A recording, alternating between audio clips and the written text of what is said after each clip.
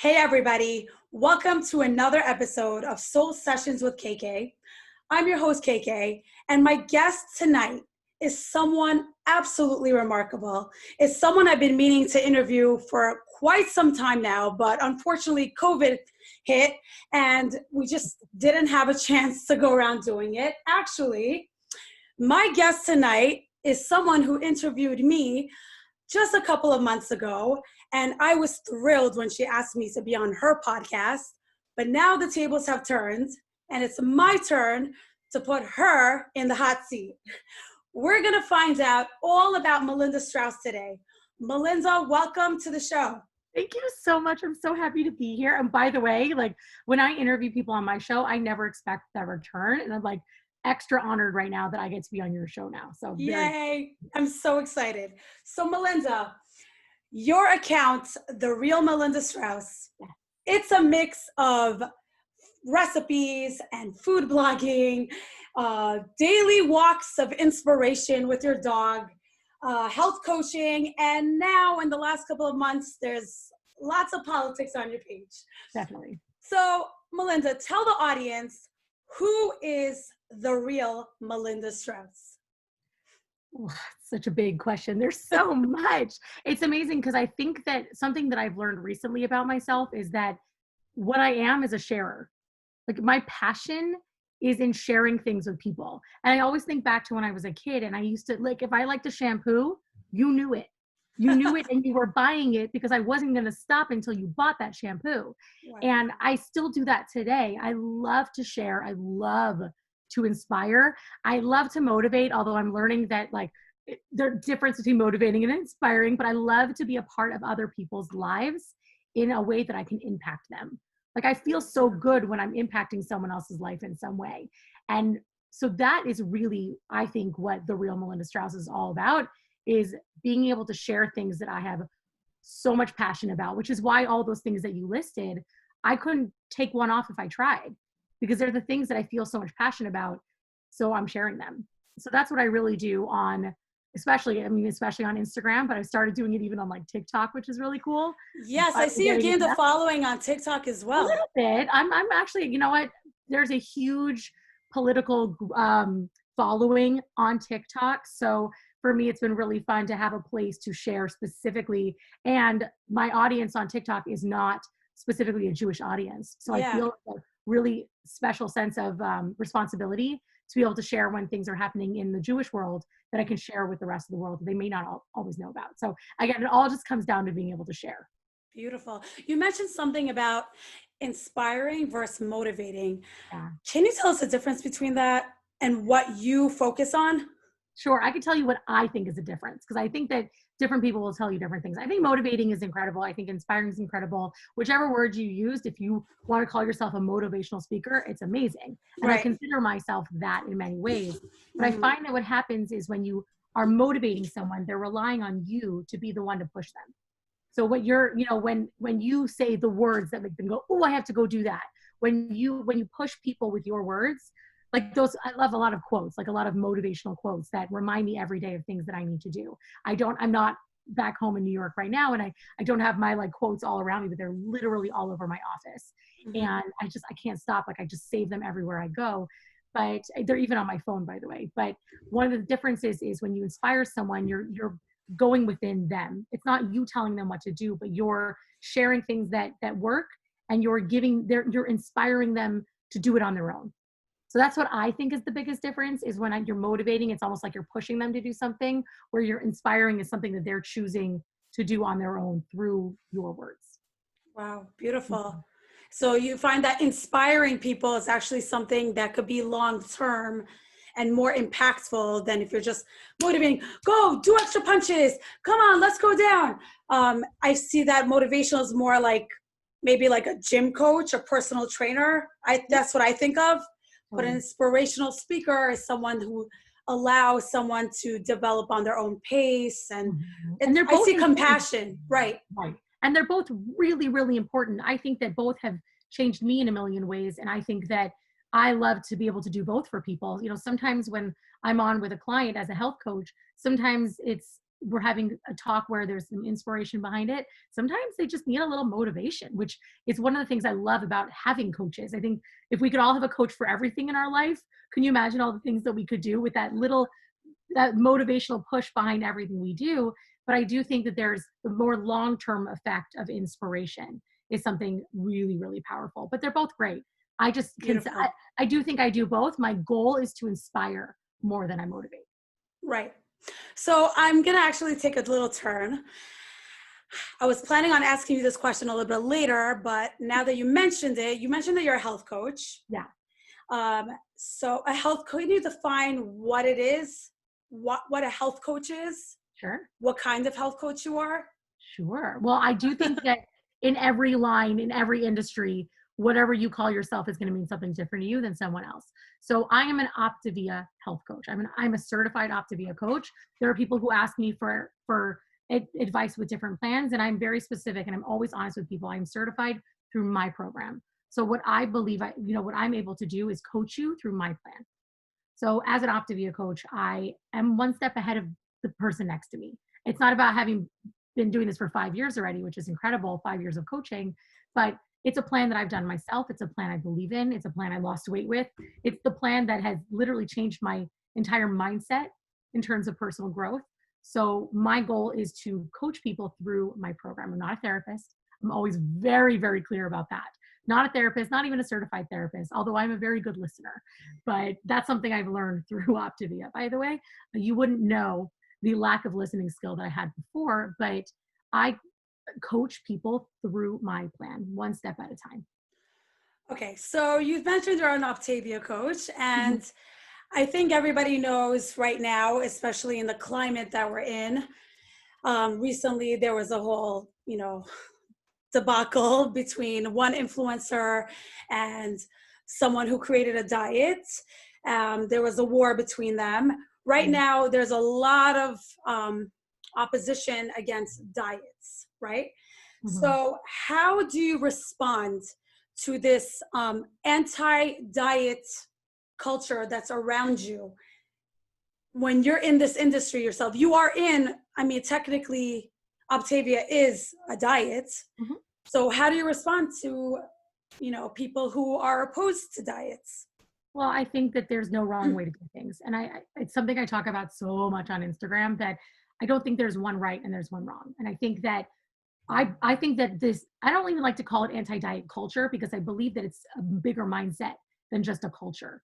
I think that for people who don't want to diet in order to find what's right for them, that's beautiful. Like, Mm-hmm. who am I to tell you that you must go on a diet? And I also think with the word diet that I don't consider it a negative thing as long as you're in it in the right way. Like, if you want to lose weight, I have no problem with people who want to lose weight. I think that it's important. Every single person that I talk to before they even go on my plan, the first thing that I ask them is to tell me what's motivating them. Like, I want to know more about their health, and I won't ever put someone on my plan if I don't know what's behind the motivation. When somebody says, well, I want to lose 20 pounds, well, tell me more. Tell me why. What's going to be different for you when you're 20 pounds lighter? I don't put people on a plan so that they can reach a goal on the scale. The scale is certainly a really great way if you have a goal to see how things are going, right? If you have a goal to lose weight and you want to see on the scale that it's happening, that you're going towards your goal, that's cool. I think that any goal that anyone has, you want to see the change happening. But at the end of the day, we don't focus on the number. I don't reach out to my clients every week and say, what'd you lose? What'd you lose? So for me, I think that if somebody wants to lose, I have respect for them and I think go for it. I just think that it's important to have a healthy mindset and it's not all about just being skinny, skinny, skinny. Because I really do. I've learned a lot about the body positivity movement recently. And Yeah. I really love this idea of, first of all, loving yourself as you are. Even if you want to change things about yourself, it's so important to learn to love who you are now. And I think that both are important, by the way. Like sometimes I hear people say, like, you should just love who you are now. Well, I believe in growth and I believe in change. And I think that there's nothing wrong with loving everything about your body, but also wanting to make changes at the same time. I think that they can go hand in hand if you choose for them to. And yeah, so people will message me, I'll be honest, like I'll get messages from people asking me to comment on this or comment on that. I don't. because I think, number one, in terms of any controversies that are happening around me, I choose to stay in my lane and focus on my clients and my goals and my life, because I think that what I'm doing is incredible and I believe in it. So, and sometimes people ask me, I'll just say that I'm like, I love Optavia. I believe in what it's done for me. I think it's super important when you do my plan not to just go on a diet. If you go on Optavia, or any plan, by the way, I really think this goes for any plan. If you go on any plan to lose weight and all you do is eat the food and lose the weight, you're gonna gain it back. It's not a guarantee, but you're probably gonna gain it back because nothing else has changed. Your habits haven't changed. Your mindset hasn't changed. The community around you, the people you surround yourself with, hasn't changed. And I think wholeheartedly, and that's why my plan isn't just one component, it's four. It's coaching, it's community, it's your habits, and it's our food. It's the weight loss component of it. And I think that without all of that, the weight tends to come back on because nothing else has changed. I've been through it a million times myself, where I got to the end of I remember a very specific one, and I don't like to knock any other plans because people find what's right for them. But I did a plan where it ended very, very abruptly. And literally that day I was like, so where's the chocolate? I get to have chocolate now. And I was like, well, I mean, nothing wrong with chocolate, but the way I used to eat chocolate, there was something wrong with the way I ate chocolate. It was like, I couldn't stop myself because I had learned nothing. I had learned nothing except for here's how to eat on this specific diet. Right. Yeah. Have you ever gotten specific like hate mail or any hate DMs yourself attacking you? Of course. Yes. I just choose, I've learned to set up boundaries for myself. And that includes the responses that I give to people. So I really try to be very respectful. Oh boy, I try to be respectful. I'm not always perfect, but when somebody sends me a message and they're really angry about something, I won't even respond to what they're talking about. I will first say, if you want to have a discussion, I'm here for it, but please respect me and I'll respect you in return. And if they can't do that, then I won't even have that conversation with them. I'll stop it before it even starts. Mm-hmm. Yes, I noticed that about you. You're very into respectful communication, no matter how different we are from the other person, which I really, really admire about you. Let's talk about a few months back when the whole George Floyd situation happened and there were all these protests and there was like a civil war again, but online. And I remember that you were one of the very few people who posted online about like anti-Semitism. Yeah. And you had a different viewpoint from the majority of people that I was seeing, where mostly people were talking about Black Lives Matter and that we're racist and we have to work on our racism. But you were one of the very few people who actually, went with a different narrative. So can you tell us what encouraged you to do that? Oh my gosh, yes. And I still talk this, like, that was actually the catalyst to a huge change in my own Instagram, which was to talk more about anti-Semitism and politics and all the things that are currently happening in the world beyond just how to change your mindset. Because before then, it was really all about habits and mindset and, learning how to dream and all these beautiful things that I still do daily. But suddenly it was like, oh my gosh, there's so much happening in the world right now and I can't ignore it. I just can't. And that leads us back right to me sharing and not being able to stop myself. Yeah. So what happened was all this stuff was happening, right? And everybody everywhere, all over, like the big social media people and the celebrities and everybody was talking about what happened with George Floyd. And just a few months before that, there was insane amounts of anti-Semitism and murder happening in New York City to Jewish people. New York City, all over New York. I mean, it was happening all over the country. I was on my Pesach program. Was it last year? I was in San Diego, a mile away from the shooting that happened at the Chabad house. And I remember the helicopters and all these things happening. I was a mile away. And we were sitting around the pool when it happened. And there was somebody there, somebody who was making drinks who was like, there was a shooting. And all of us were just taken so aback. And from that point on, it's like you kept hearing him. I mean, a man was literally I don't even remember if he actually died, who was attacked with a machete. A machete. Yeah. And I'm sitting here going, all of that is happening and no one's saying a word. And it's just all I could think about all weekend. And when that is happening in my brain, I know that I'm not the only one thinking it. I know that if I can't stop thinking about it, I'm not alone. So that's when I share. because, and I like to think a lot. I actually talk to my husband about these things a lot where I'm like, can I just talk it out with you before I talk about it on Instagram to make sure I'm not crazy? And which happens sometimes. Sometimes he's like, no, Mel, just, you don't have to talk about that one. But this felt like I couldn't keep quiet. And so I went into my stories and I talked about how I was feeling. And I was getting such a response from people who were going, thank you for saying what I've been thinking. Oh my gosh, I just talked about this at the Shabbos table with my family. Like everybody's responses were very similar. In my stories, I wasn't getting a lot of attack from people because I guess the people who follow me in stories were more like my people, you know? Yeah, so yeah. so a lot of people were saying, and there were people who were like, whoa, it's not your turn, which that's something we can discuss. But I, with that amount of people in my stories, I realized it had to go to my feed because in stories, it's private conversations, but in my feed, people can talk to each other.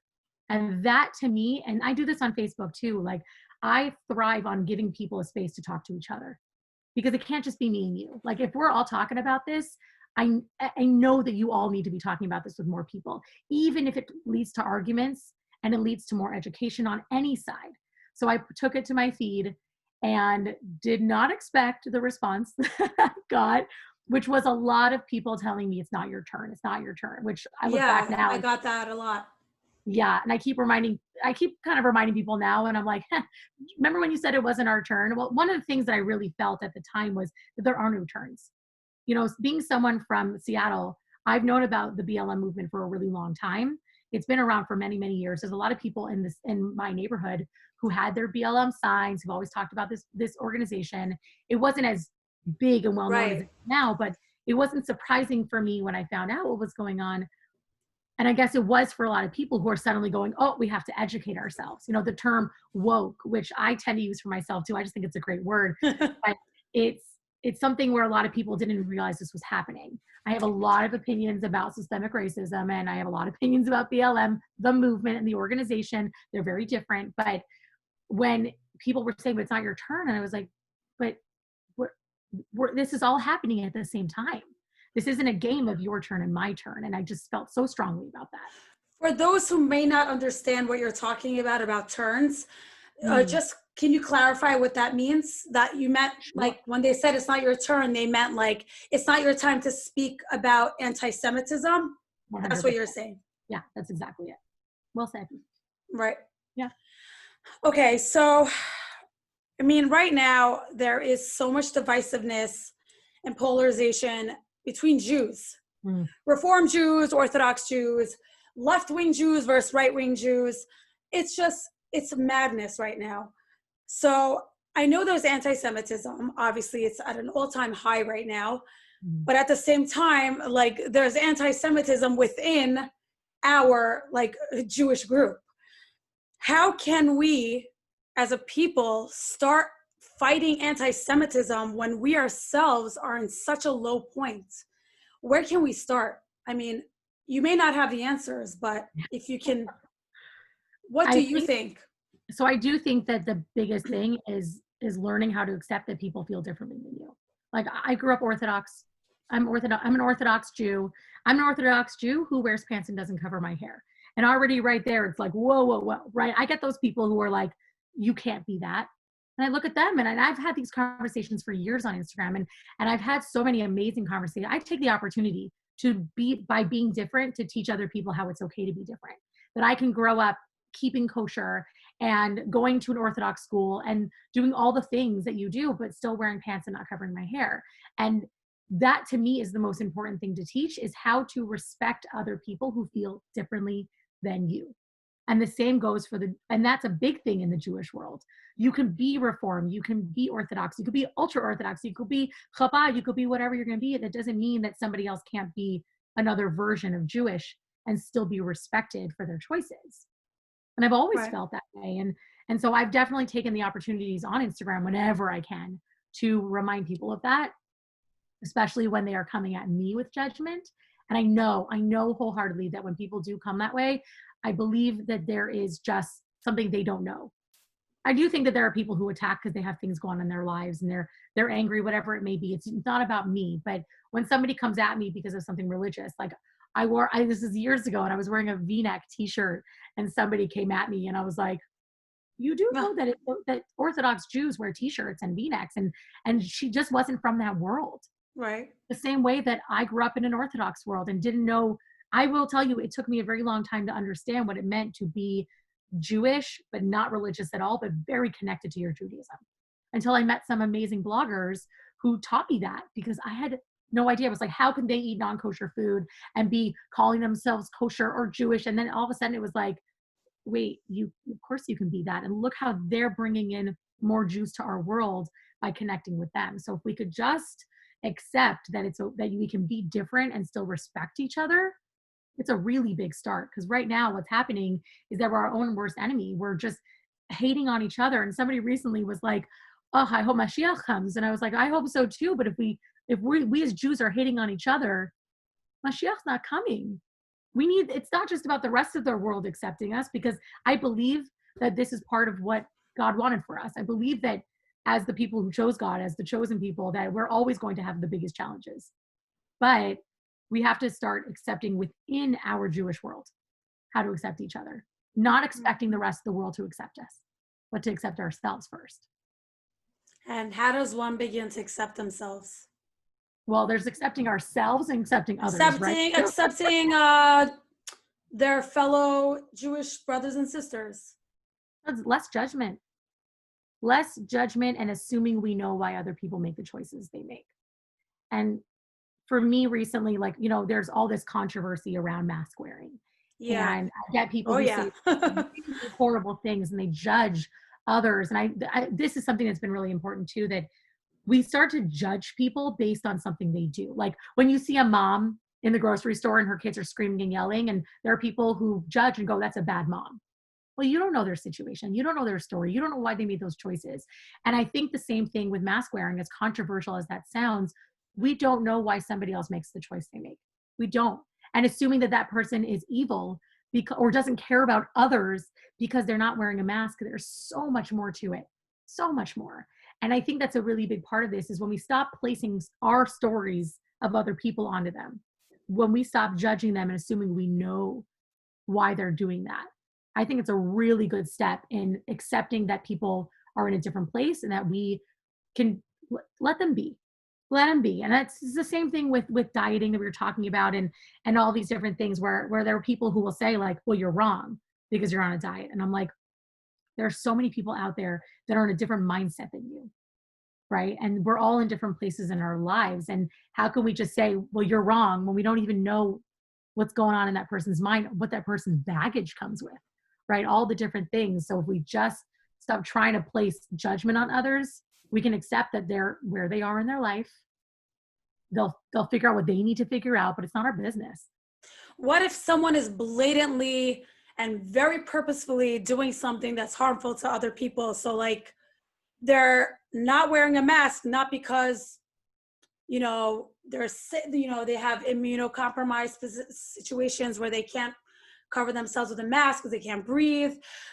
They're blatantly being like, I'm burning a mask, or I'm not wearing a mask. This is BS. Or, Walk away. The greatest thing is the control you have over your own life. I know that's difficult when we're talking about safety, but if somebody's out there and they're trying to change people, if you go and do your thing, if you have a voice, which we all do, by the way, and you see somebody else using it in a way you don't like, instead of going and bashing them for the way they're using your voice, what if you instead use yours? I love that. Use yours. And show other people how you feel. And that's where inspiration comes in, right? If you can use your voice to inspire people differently than that other person, then you're doing your part. But if all you're going to do is go bash them for what they're doing, that's not going to change them, right? We see all these people who, when you're bashing, you're saying not nice things, you're not changing someone's mind. Like, it's just not going to happen. If somebody comes to my page and they're like, you're wrong, you need to educate yourself, I promise you that person is making zero effect in my life, besides just being annoying and making me go, oh, another person to deal with.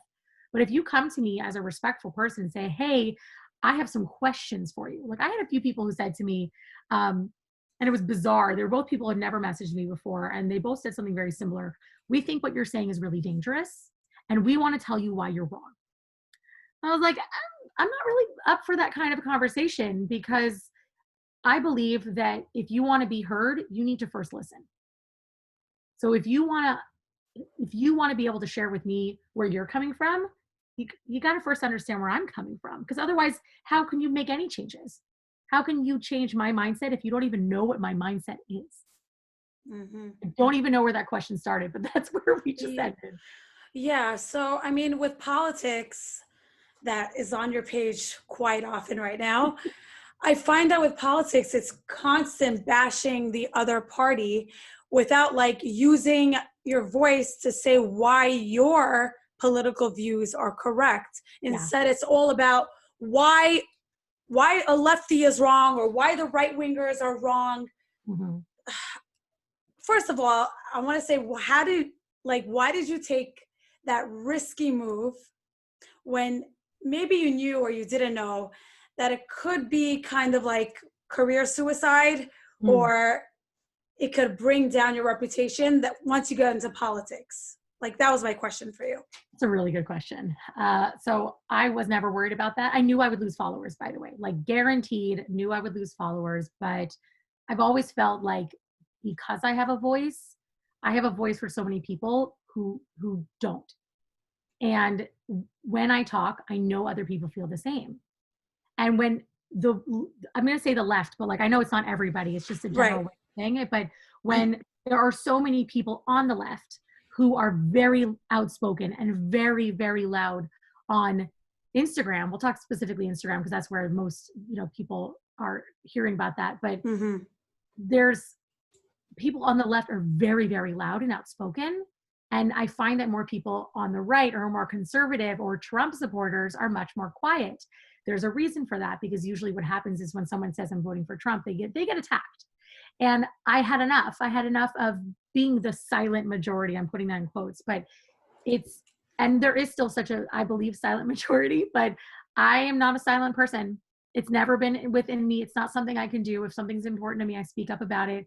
And knowing that I would not be alone in what I said gave me so much strength to say what I said. And then to get the feedback that I got, 90% of the people who respond to me are thanking me, or they're sharing more information with me, or they're saying, I feel the exact same way you do. And that's what keeps me going, because I know there's people who feel the other way. And again, if somebody's not respectful, there's no conversation to be had with me. You cannot have a conversation with me if you are not respectful, because I'm going to respect you. You respect me. Telling me I need to educate myself, by the way, not respectful. I have, Yeah. and at the beginning, when I did post that post about anti-Semitism that led to all the people saying it's not your turn, we're talking about BLM right now and George Floyd, it gave me this, and so many people said educate yourself, and I never really heard that concept before. So I started educating myself, Mm-hmm. and I started watching the movies that they were telling me to watch, that the people who were yelling at me were telling me to watch. And it did the exact opposite of what they wanted, because it actually gave me more of an education on what's really going on. And the fake news and I mean, we can go off and off about it, but Right. it made me realize how much information I didn't know. And I know if I don't know it, other people don't know it. And because I feel the responsibility to share, I shared. And I can't stop. Now, sometimes people say to me, go back to recipes. And I'm like, you must have not been following me for a while, because I've been doing inspiration and all that good stuff for a while. So if you want just recipes, go back to like, I don't know, what year did I start my blog? Like, it's been so many years since I Right. changed my name, even from Kitchen Tested to the real Melinda Strauss, which was when the biggest change happened, when I really was able to accept moving forward into what I wanted, not just like holding on to my past, where I was Did you just. make that change because you wanted to be more multifaceted? You don't want to just stick to one niche? Is that what it was? It was partially that, because I had already started sharing, with, again, I said before with Optavia, that I suddenly was like learning about personal growth and learning how to dream and learning all these incredible things that I never could do before.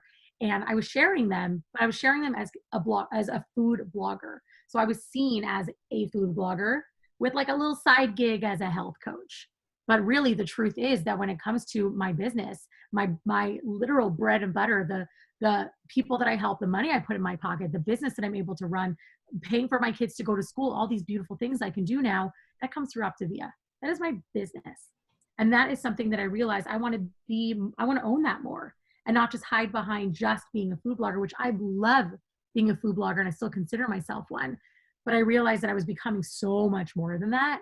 And then it happened to be, and I don't know if you know the story about Gary Vee, what happened? Yes, I actually So saw it cool. live. That was You did? amazing. Wait, Yeah. you were on there? Come No, on. I think you said, Oh, you okay. mentioned it, and then I looked at it and I saw you. I'm like, oh my God, that's so cool. Crazy, because I was on one of his lives, and he would do these lives where he would just bring people on to ask questions. And I saw that a lot of people were asking, and I'm like, I'm not going to do it. There's no way he would pick me. I'm too far down the line. But then I was shaking, literally shaking inside. I'm like, just press the button. What's the worst that could happen?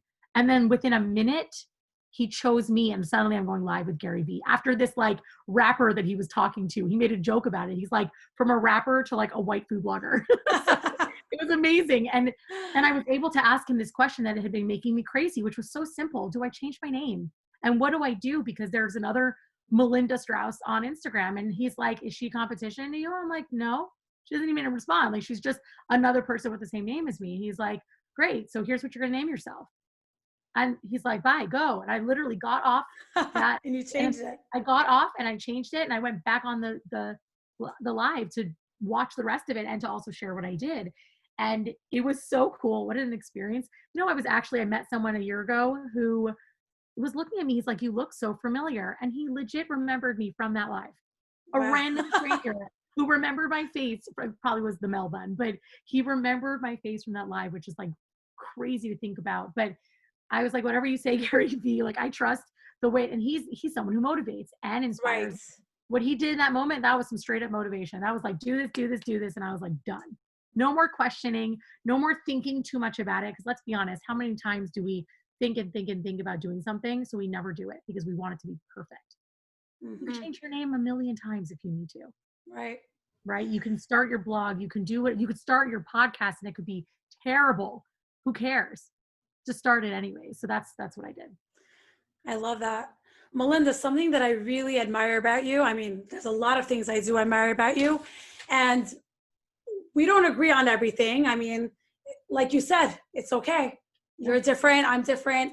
I personally, I am not into diets. I haven't dieted in 10 years, but I still respect you. It's fine. But one of the things I do admire about you is that you stand for what you believe in and you're unapologetic. And it's not that you don't care what people think, but how do you explain that? You do care what people think. I do. I definitely care what people think. And I've learned, it's taking me a long time to learn how to have empathy. That's not something that has come naturally to me. While I am a good listener and I know that I am, I don't always understand where people are coming from. So like, I'll get frustrated for sure, but it's not something that I actually learned from Rachel Hollis. And I give that woman a lot of credit because for a lot of changes in my life, because she was saying things and I'm going, wait, I could think differently about my life. I think there was so much that I didn't know was possible in terms of growing and changing. I just thought this is who I am. I'm a person who gossips and I'm a person who, is lazy and watches TV all day and doesn't care. Like that's really a person that I was many years ago. And I learned something from her that I always loved. And she said, and she'll tell you, like she learned it in church. And it was, don't give people in the cheap seats an expensive opinion of your life. I love that. And what that means is people are going to have their opinions of you. People are going to have opinions of you for a million different reasons. I don't like to ever put sometimes people will say things like, oh, that person's jealous. I don't know why they're doing the things they're doing. Maybe they're having a really bad day. Maybe their kids are making them crazy. Maybe they got honked at. Maybe they got fired. Maybe they just burnt their dinner. Like people have different reasons for being how they are. Or they're just dealing with whatever baggage they have. That's not on me. And I know that, and I'm so aware, I know that no one's perfect. And I think sometimes I do things that I would like to shift and change, and I apologize. But for the most part, other people's opinions they don't shape me as a person. And it's not easy. And I actually said that to a client the other day who was worried. She was like, I want to talk about what I'm doing. And I'm so proud of what I'm doing, but I'm afraid of the judgment. And I was like, listen, most people just don't understand what you're doing. So the judgment they're putting on you is based on their own feelings, based on their own understanding of what you're doing. So let them think what they think, but it shouldn't change who you are and what you're doing with your life if it's something you really are passionate about. Where do you get your passion from? Because is this something that you're born with? Because I do notice that there are people who are just naturally perky, naturally like, let's go, let's do this, naturally positive. Was that you all the time? I'm definitely a morning person. Yes, you People are. they're like, can Yes, you you stop? are. I can't, like, I wake up in the morning. I've always been like that. Like, I used to go fishing a lot and I still love fishing. Whatever time you set the alarm, I'm up. Oh Mind my you, I could God. sleep till 11 o'clock if you don't set an alarm. So I have the ability to sleep forever and ever, but I'm just happen to be a naturally perky person. And I'm definitely a passionate person by nature. I am not a go-getter by nature though. So I have a lot of passion, but a lot of my passion has always just been not small. Small is not the right word, but I never really did a lot with it. And I learned how to set goals, which is really not natural for me at all, even when people think it is. But I'm naturally a talker. I could, if I turned around and talked to the wall right now, we talk back, it's fine. But so that passion is naturally there. And I do think, by the way, that most people do have natural passion. I think that fear holds people back from doing anything with their passion. Like if you ask a person, what makes you happy? Most people have something. Even if Yeah, it's small, they have something where it's there. They just don't know what to do with it. right. It's so that's something, and I think that can be taught because I've been taught what to do with your passion. Can you Does that give make us sense? a little piece of advice? Can you, to the women who are listening, about if they want to start their own business or food blog, where do they start? Well, number one is just start. Like just start and be really messy. You don't need the perfect office. You don't need the nicest computer. You don't even need a beautiful food blog to start your food blog. Believe me, I didn't even know what a food blog was when I started. Mine was hideous beyond belief. I just started. And even the name, like it happened to be that I had the name at the beginning, but it was just kind of made up and it worked. Just start. And it's hard to hear this, but don't think too much about it. And Mm, it's okay to be cautious. It's okay to think. There's there's an acronym that I love, love, love so much, and it's for fear. Fear is false evidence appearing oh, I love real. that. And I think that fear holds people back from doing the thing they want because they start thinking of all the things that could happen, all the negative things that could happen. Because most people naturally don't think of all the good things. Because just like fear makes you think of the bad things, I don't even have an acronym for it, but there's so many good things that could potentially come Mm-hmm. from it. Like, what if you start your blog, the what ifs? And I've always had this. I literally started a book that I never finished, of course, but I'm calling it what if because I believe that every what if has a negative and a positive. Well, what if you succeed?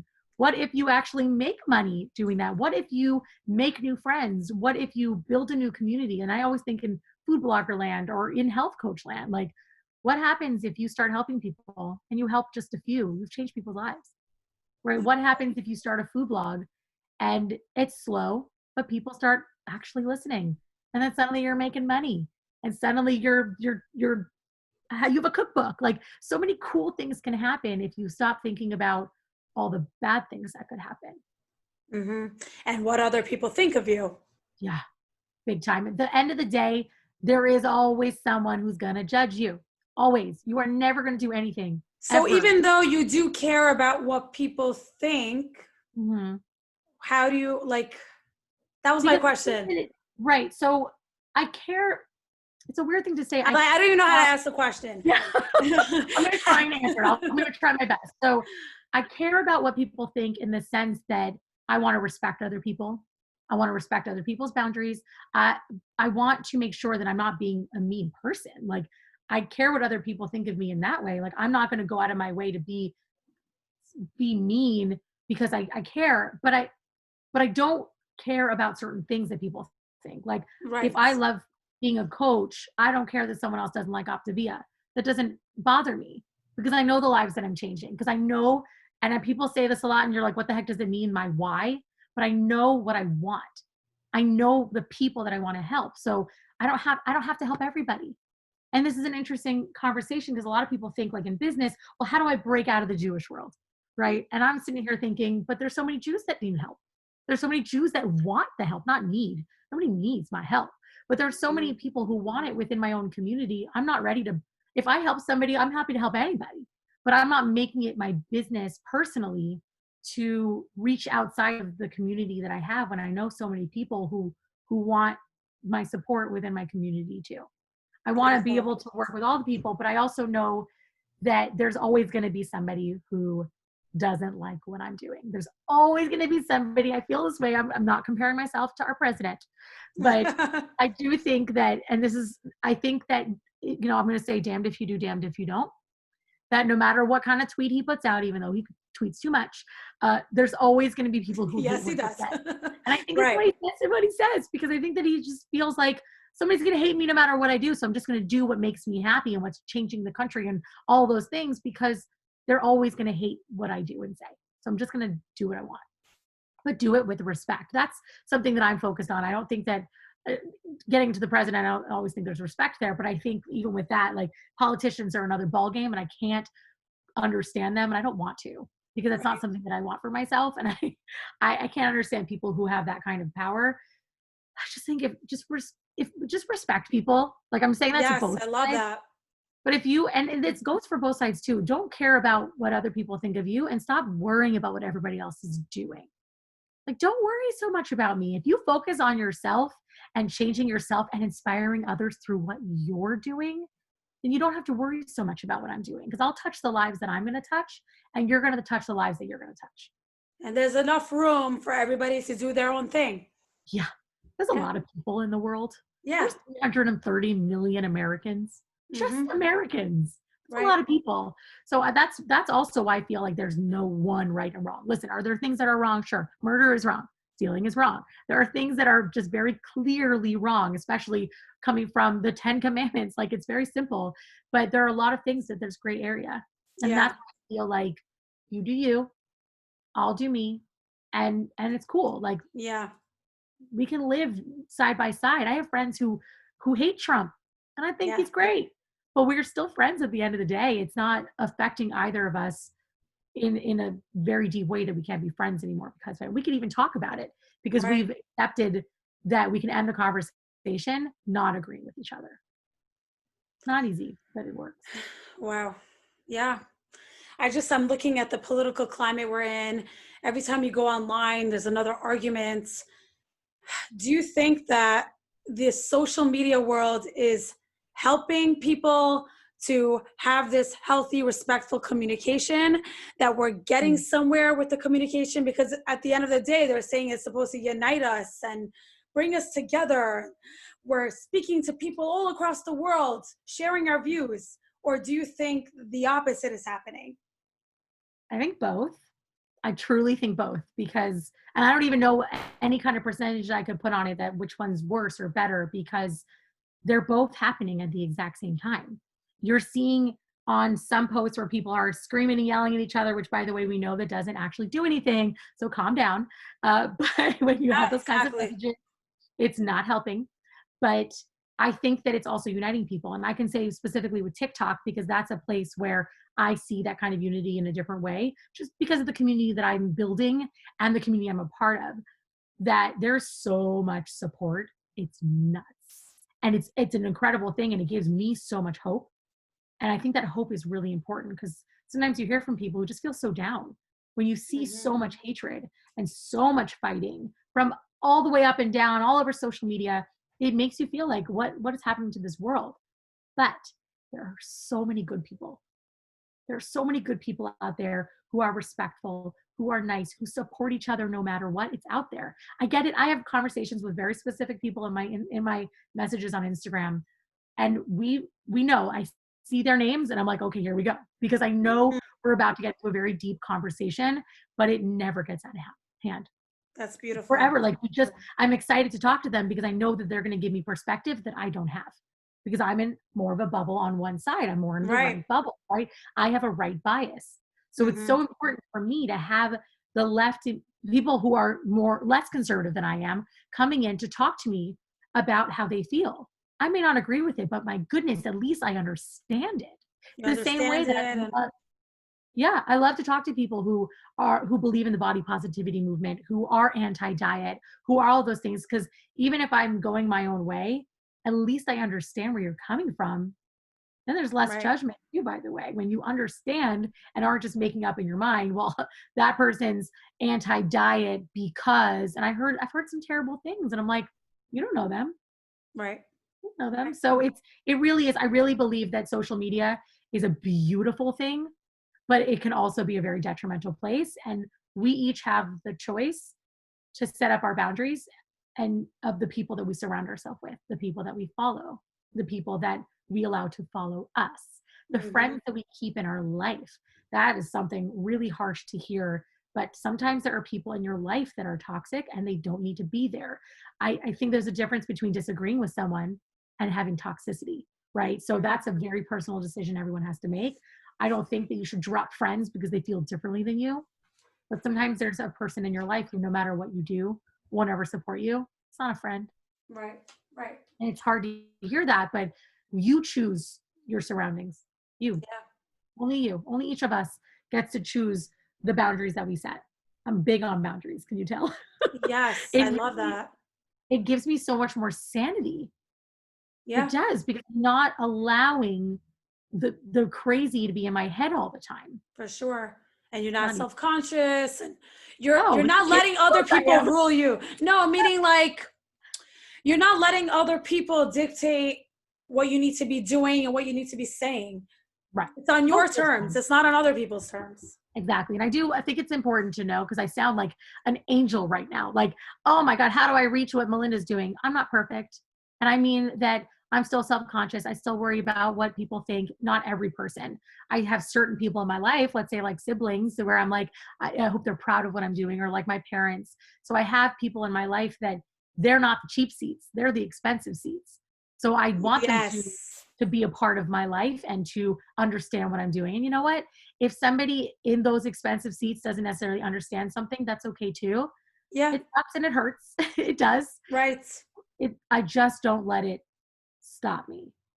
Right. I can't because I know they don't get it. You're inspiring me right now. Ooh. Yeah. Tell me how. What's going on? I think we get a lot of messages about feeling our feelings. We're in a very, very, very difficult emotional and mental state right now. And all around you, you're just hearing buzzwords about feel your feelings. It's okay to be sad. It's okay to just not be okay. Mm-hmm. When I talk to you, I don't get that vibe. I don't get that vibe. No, it's I get more of a like feel your feelings, but let's go. Like Oh yeah, definitely. Because I think it's that's the vibe important I to get from you. yeah. Not to I dwell. think I think it's important to feel your feelings. My goodness. Like, and I've learned a lot about that in my own personal life, because I think it's hard to allow yourself to feel the sadness and to feel the hurt and to feel those things. You got to feel them. You can't ignore them, but don't dwell. Don't dwell. It's like sitting in the bottom of a well and letting it fill up with water.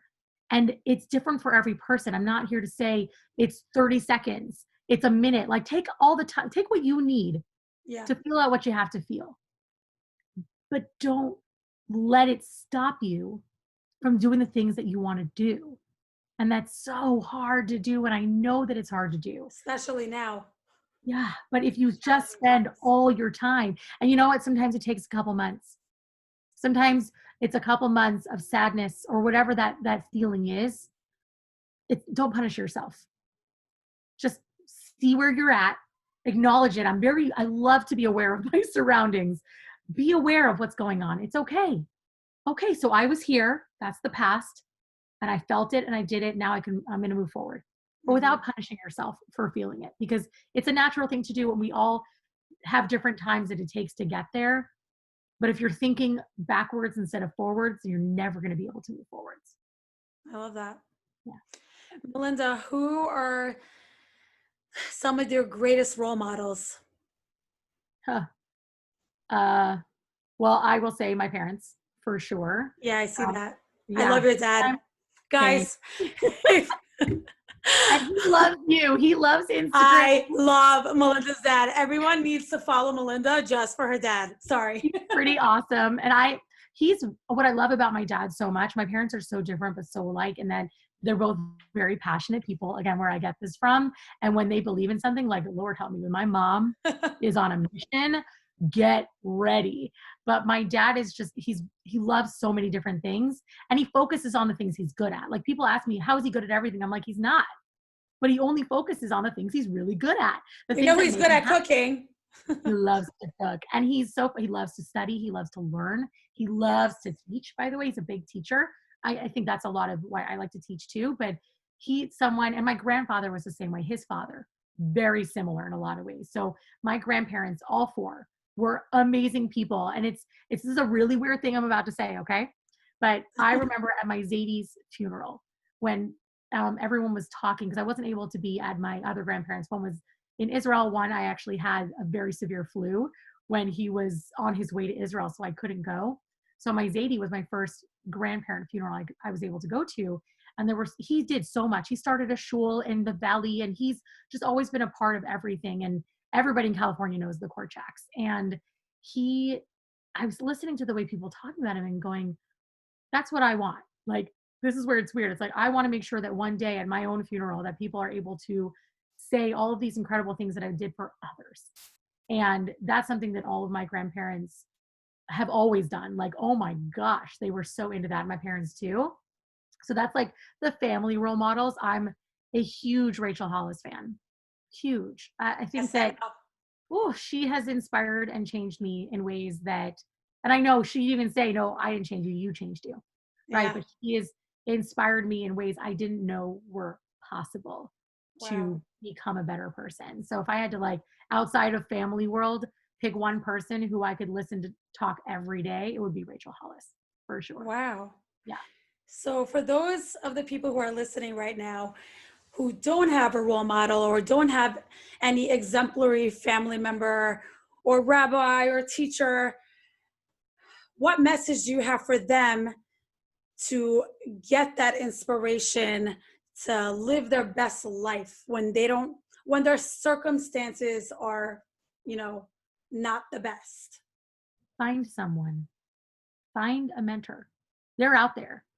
They're out there, and I've seen it, and I've heard this advice before, which is why I feel I can give it with confidence. Find someone. And it might even be someone you have in your life already, by the way. Sometimes people just don't even think about the people who inspire them. You can do anything you need to do on your own, but it's so amazing to have someone to guide you. That's why I love coaching. Like, that's why I've always thought that it's so amazing. Like, I wish that everyone in the world could have their own therapist. I wish that everyone could have it for free, and that it was like, here you Yeah, go, here's an that would amazing, be great. you get to choose them. And it would be amazing, because I believe that everyone needs someone to talk to and have a mentor. Not always a coach, but having a mentor. And they're like, and I have different mentors in different parts of my life. And I'm going to tell you, I have paid to have mentors before. And I Hmm. think I actually did a podcast on I can't remember who it was with. We talked about this where Was it it, Yafa? No, no, I don't it remember. it was Sam from Frosting and Fettuccine. And we had talked about this concept of being able to, if you don't know how to do something, and YouTube isn't enough. By the way, YouTube's amazing. Yes, And I you heard. can and you can afford it, and there are different price points. Find someone to mentor you. I paid different people in different places in my life and my business to help me find my way. The reason I know how to dream now the way that I can was a huge breakthrough with someone that was teaching me how to grow my business, who I was paying to help me grow my business. And he said to me on our first day, first he said, "Am I your therapist?" I appreciated that. But then he said, "What do you want to gain from this?" And I said, "I want to learn how to dream." It was like, whoa, because I lived in reality land. Like, you can't dream. You have to think one day ahead at a time. And how could Right. I think of speaking on stage to 10,000 women? That'll never happen. And he's like, don't worry about it. If you don't even have it in your mind, how are you ever going to even come close to reaching that? Mm. So go find him, Yeah. her, whatever it may be. If you don't have a mentor, figure it out. Find someone in your life. And you know what people do? And this is something I've always loved, because, every year I run, and unfortunately I haven't been able to do one this year because of COVID, a conference called the Jewish Food Media Conference. And Mm. it's been so special to me, more than the education, is the connections. Because every year people leave that conference with friends that they didn't know they were going to have before. And I get chills even as I say it to you, because I can legit have chills, because it really happens. Every single year, these people leave with a new friend.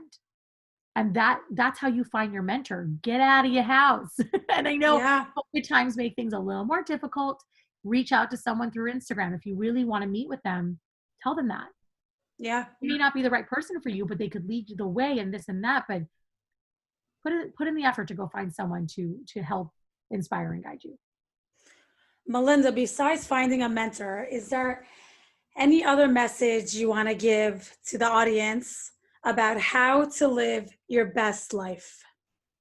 Oh my gosh. There's so much. I First of all, know. take care of yourself first. Mm-hmm. Make sure that you are, and this is, you all heard this one before, filling your cup before filling other people's. But if you don't take any time to take care of yourself, how the heck can you take care of anyone else? Right? It's the same concept of loving yourself. No one else is going to teach you how to love yourself but you. You need to learn how to love yourself, and other people will love you too, and that's great. And maybe it's finding a spouse, maybe it's having children, whatever it may be, building a business, whatever it is that you want. Just make sure you're taking care of yourself in whatever way works for you, whether it's making sure you get enough sleep or journaling, figuring out things that you're grateful for, getting a pedicure if it makes a difference, even if it's once a week. I really think that it's impossible and exhausting to try and grow in any way if you're not spending any time on yourself. Well, Yeah. I have so many other questions for you, but we are running out of time. Like, oh my God, the questions I have, because You have so many good questions, by the no, way. because I see you and I'm more of a realist. I'm very practical. And speaking to someone like you're a dreamer, you're passionate, and sky's the limit. And I'm just like, wait, but first things first, and we have to do this and that. So talking to you is it's really inspiring me. I have one last question before we go, and that is, are there limits to dreaming? No, absolutely not. And my biggest rule with dreaming now, and I say now because my gosh, realist was my life. 3 years ago, even, I have to think of when I met. His name is Cliff, and he's amazing and changed my world. But um, if it sounds insane in your head, say it out loud. Say it out I loud to love one that. person who you trust. Because if it sounds insane, you're doing great. Don't worry about that dream coming to fruition, by the way. Because if you reach for the biggest, most insane dreams, you're going to hit a lot of other killer things along the way, right? If you're thinking down below, of course, I know we're seeing each other, so I can do this with my hands. I have to make sure everyone listening can hear this too. But if you're thinking down low, you may reach it. You may reach something. But if you reach really, really high, like think about the stars and the sun. I know it's super cheesy, but think really crazy, stupid big. And then you're going to hit things. You're going to hit a lot of things along the way. Gosh, you may go to all the way to the end of your life to 100 and whatever you want to be and never hit that big, massive dream. But then if you actually look back on your life and all the things you were able to do because you were reaching for that dream, amazing. You got to reach for something. Just like I said, if it sounds really stupid, because that's what I used to say to Cliff. I used to say, I can't even say it out loud. I use the word stupid a lot. I was like, it just sounds really stupid. He's like, Mel, just say it. Just say it. Who cares how stupid it sounds? And then I said it out loud and I was like, that is exactly what I want. If it doesn't sound stupid, it's not big enough. If it doesn't sound stupid, it's not big enough. Put that on a t-shirt, huh? Oh, yes. I love that. Melinda, please tell everybody where they can find you. Yeah. I know you, please. Oh, yeah. Okay. So on Instagram, I am the real Melinda Strauss, the one and only, the real Melinda Strauss. I'm also the real Melinda Strauss on TikTok, if any of you are on TikTok. On Facebook, I am just my name, Melinda Strauss. And then I have a website as well, beautiful website that I just built this past year called melindastrauss.com. So it has all of my food recipes from the last 10 years of food blogging. Her hamantaschen recipe is amazing. Truth. That is truth. So all of my recipes are on there. I have health information if someone wants to talk about Optavia. I also have, my conferences I haven't been able to run, but I have that information there. Oh, yeah. I just had I also have lifestyle. Like I've been sharing different links to Amazon and fun things that I love to have in my life, just as much as I can share as possible. So, but probably the main place to find me would be Instagram at the real Melinda Strauss. Nice. So, ladies and gentlemen, you want to learn how to dream big, go after your dreams, set goals. Melinda Strauss is the person to follow and perhaps to be your mentor if you don't have one. So, Melinda, thank you once again. I know it was a short conversation. I mean, it was an hour, but I could go on and on with you. Yeah, this was you could ask questions till the end of time. And I'm always happy to talk to you after this too, but you're amazing. This was so good.